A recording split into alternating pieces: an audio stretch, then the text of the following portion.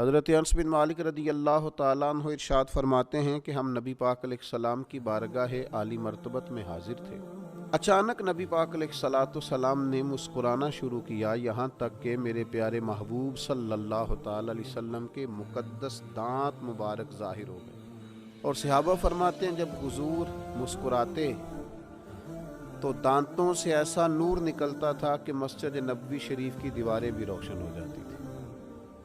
حضور مسکرائے تو سیدنا عمر رضی اللہ تعالیٰ عنہ نے عرض کیا کہ یا رسول اللہ صلی اللہ تعالیٰ علیہ وسلم، میرے ماں باپ آپ پر قربان ہو، کس بات پر آپ ہنسے؟ تو نبی پاک صلی اللہ تعالیٰ علیہ وسلم نے فرمایا، میرے دو امتی قیامت کے دن اللہ کی بارگاہ میں کھڑے ہوں گے اور ان میں سے ایک عرض کرے گا، یا اللہ، اس میرے بھائی نے مجھ پر ظلم کیا تھا، میرے اوپر اس نے جبر کیا تھا، تو مجھے اپنا حق اس سے لے کر دیا جائے۔ تو حضور علیہ السلام فرماتے ہیں اللہ تعالیٰ اس شخص سے فرمائے گا کہ اپنے بھائی کو اس کا حق دو۔ عرض کرے گا، مالک میرے پاس تو اب کوئی نیکی بچی نہیں، کہاں سے حق دوں؟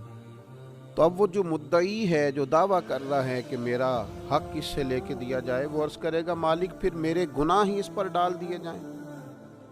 حضور مسکرا رہے ہیں، جناب انس بن مالک فرماتے ہیں، لیکن اس بات پر آ کر حضور کی آنکھوں میں آنسو آ گئے۔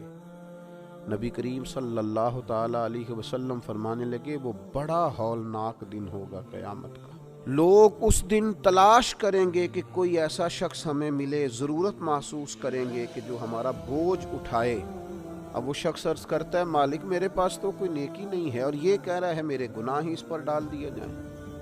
تو نبی پاک علیہ السلام فرماتے ہیں اللہ تعالیٰ اس مدعی سے فرمائے گا، ذرا سر تو اٹھا، جنت کی طرف تو دیکھ۔ تو وہ جنت کی طرف سر اٹھا کر دیکھے گا اور دیکھ کر عرض کرے گا، مالک میں ایک چاندی کا شہر دیکھ رہا ہوں جس میں سونے کا محل بنا ہوا ہے، ہیرے جواہرات سے مرصع ہے وہ محل۔ اے مالک، کون اس کا مالک بنے گا؟ یہ کس کو ملے گا؟ تو اللہ تعالیٰ فرمائے گا، جو اس کی قیمت ادا کرے۔ تو وہ عرض کرے گا، مالک اس کی قیمت کون ادا کرے گا؟ تو اللہ تبارک و تعالیٰ فرمائیں گے، تو بھی اس کا مالک بن سکتا ہے۔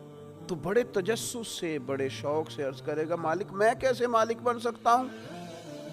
تو اللہ فرمائے گا، تو اپنے بھائی کو معاف کر دے، میں تجھے اس محل کا مالک بنا دیتا ہوں۔ کر دے معاف اپنے بھائی کو، درگزر کر اپنے بھائی سے، بھول جا اس کی خطاؤں کو، کچھ دیر کے لیے چھوڑ دے جو اس نے غلطیاں کی، تو معاف کر دے اسے، اور میں اس محل کا تجھے مالک بناتا ہوں۔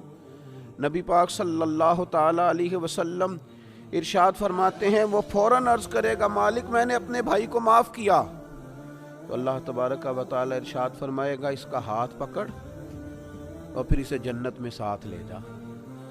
جا، گویا میں نے اسے بھی جنت دی۔ یہاں شارحین حدیث نے لکھا ہے کہ یہ جس کو کہا جا رہا ہے کہ اس کو پکڑ کے جنت میں لے جا، اگرچہ اس سے غلطیاں ہوئی لیکن بعد میں اس نے توبہ سچی کی، اس نے اللہ کی بارگاہ میں گڑ گڑا کے معافیاں مانگی، اس نے کوشش کی حق ادا کرنے کی، لیکن اگر کچھ کمیاں رہ گئیں تو چونکہ سچا تھا، ادا کرنا چاہ رہا تھا، کچھ باتوں پہ پہنچ نہ سکا، تو آج اللہ تبارک و تعالی اس کی طرف سے لوگوں کو صلہ عطا کر رہا ہے۔ اللہ فرماتے ہیں، اس کا ہاتھ پکڑ اور جنت میں لے جا۔ اللہ کے محبوب صلی اللہ تعالیٰ علیہ وسلم نے نتیجے کے طور پر، رزلٹ کے طور پر یہاں ایک بات ارشاد فرمائی۔ حضور فرمانے لگے، اللہ تعالیٰ سے ڈرو اور باہمی معاملات درست رکھو، اللہ تبارک و تعالیٰ قیامت کے دن مومنوں میں صلح کرائے گا، تو تم یہیں اپنے معاملات کو درست رکھو۔ اب مجھے بتائیے، ایک تو یہ نتیجہ نکلا کہ مالک کریم کتنا ہے، مہربان کتنا ہے، توبہ کرنے والے پر عطا کتنی۔ دوسرا، حضور کی علم و حکمت کی اس گفتگو سے سمجھیے کہ اللہ درگزر کرنے والے کو عطا کتنا کرتا ہے، اور پھر یہ بھی دیکھیے کہ صلح کرانا کتنا مقدس کام ہے۔ دو بھائیوں کو ملا دینا، قریب کر دینا، روٹھے ہوئوں کو ایک دوسرے کے قریب کرنا کتنا عظیم کام۔ تو نبی پاک علیہ السلام کی اس خوبصورت بات سے، اس انتہائی معنی خیز حدیث سے اپنے لیے موتی حاصل کریں، دل کو بڑا کریں، سینے میں گنجائش پیدا کریں، اور اپنوں کے لیے درگزر کا دروازہ کھولیں۔ اللہ تعالیٰ سمجھنے کی توفیق عطا فرمائے۔